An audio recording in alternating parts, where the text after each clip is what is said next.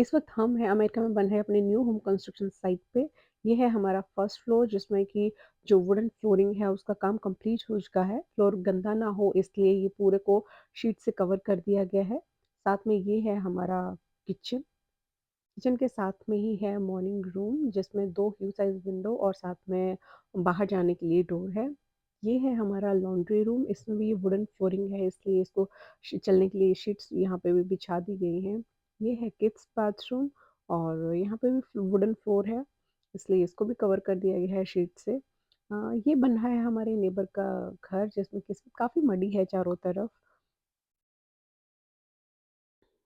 ये है हमारा अपर फ्लोर, सेकंड फ्लोर जिसमें ये लॉबी है।